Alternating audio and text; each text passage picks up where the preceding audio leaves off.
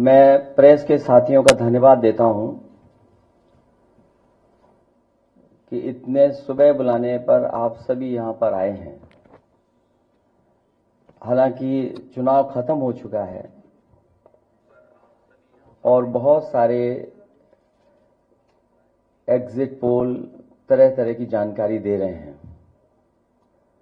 मैं आपके बीच में आपके माध्यम से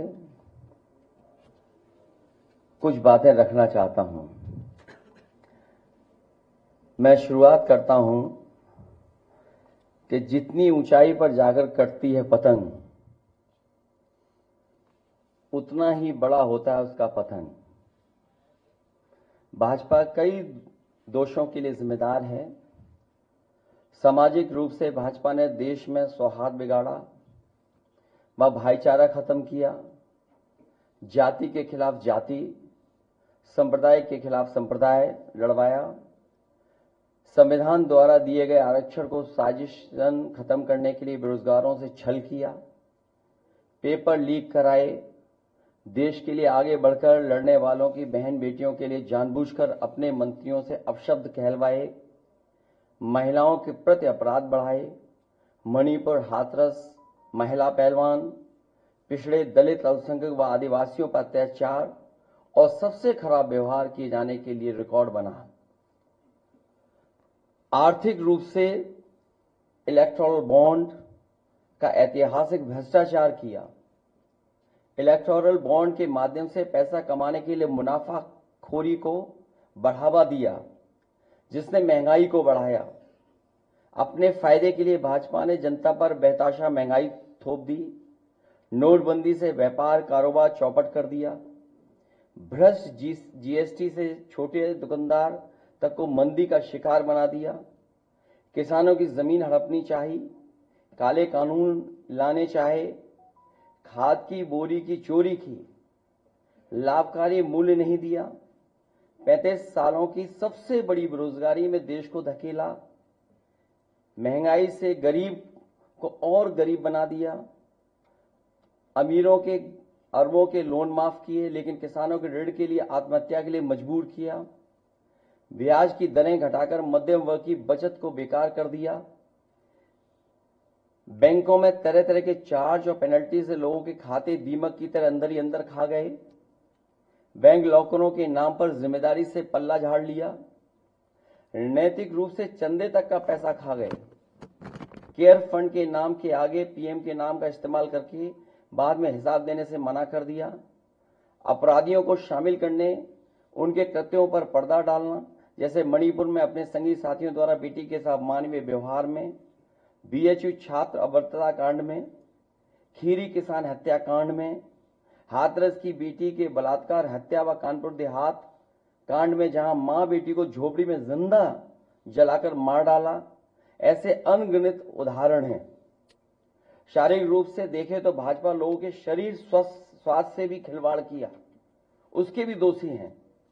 भाजपा ने बिना जांच परखे जानलेवा वैक्सीन लगवाई, कमीशन खाकर गलत दवाइयों को पास करके लोगों का जीवन खतरे में डाला। इसका सीधा असर जनता की सेहत पर पड़ेगा और आने वाली पीढ़ियों की तंदुरुस्ती पर भी। भाजपा पीढ़ियों पर प्रहार की दोषी भी है। मनोवैज्ञानिक रूप से लोगों के दिल और दिमाग में जानलेवा वैक्सीन लगवाने के बाद बीमार होने पर डर बैठा दिया। महिलाओं के अंदर असुरक्षा का भाव घर कर गया। युवा अनएम्प्लॉयमेंट या अंडर एम्प्लॉयमेंट से डिप्रेशन का शिकार हुआ।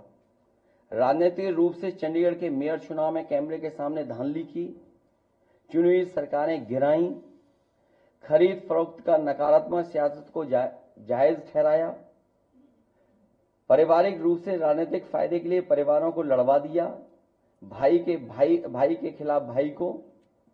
मानसिक रूप से भाजपा ने अपने ही समर्थकों को हिंसक बनाया, मॉब लिंचिंग को मानसिक रूप से सही ठहराने की साजिश की, आपराधिक रूप से ऐसे लोगों को मंत्री पद दिया और बनाए भी रखा जिन्होंने किसानों की हत्या की, जो महिलाओं पर अत्याचार शोषण के दोषी हैं। न्यायालय तक में अपने लोग पिछले दरवाजे से सेट किए, न्यायाधीशों से खुलकर एक विचारधारा विशेष के लिए बयान दिलवाए, न्यायाधीशों को राजनीतिक पदों पर लालच देकर कानून तक को अपनी भ्रष्ट सोच से मैला कर दिया। यही काम यूनिवर्सिटी, कॉलेज, स्कूलों में किया। नौकरशाही में लेटरल एंट्री के बहाने यही धांधली की। योजना आयोग खत्म किया। ED, CBI, IT, income tax को सरकार बनाने, बचाने और चलाने के लिए इस्तेमाल किया। झूठे आंकड़ों से देश और दुनिया को छला, जिससे अंतर्राष्ट्रीय स्तर पर भारत को विकासशील देशों की श्रेणी से बाहर करने की बात से देश की शर्मिंदगी झेलनी पड़ी। विदेशों में बैठे भारतीयों को अपमान झेलना पड़ा। दुनिया में डंका बजाने की बात करने वालों का ही ढोल पिट गया। विकास व रोजगार के झूठे आंकड़े देकर ठगा। संवैधानिक रूप से संविधान को पहले कमजोर करने पर बदलकर धीरे धीरे खत्म करने की साजिश ही नहीं, अपने लोगों से शरेआम कहलवाया भी। लोकतांत्रिक रूप से जनतंत्र को मनतंत्र में बदलने का दुस्साहस किया। व्यक्ति को व्यवस्था से बड़ा बनाने और बताने का दुष्प्रचार कर लोकतंत्र की भावना का अपमान किया। चुनाव के नतीजों को कुछ भ्रष्ट मीडिया कर्मी और अधिकारियों की मिलीभगत से बदला भी और आगे भी इस चुनावी घपले को जारी रखने का षड्यंत्र रचा। भाजपा ने इन्हीं सब कारणों से देशवासियों की जिंदगी को खतरे में डाल दिया है। साथ ही भाजपा ने अग्निवीर जैसी अल्पकालिक भर्ती, जो देश की सुरक्षा व सीमाओं से समझौता करके देश को खतरे में डाल दिया है।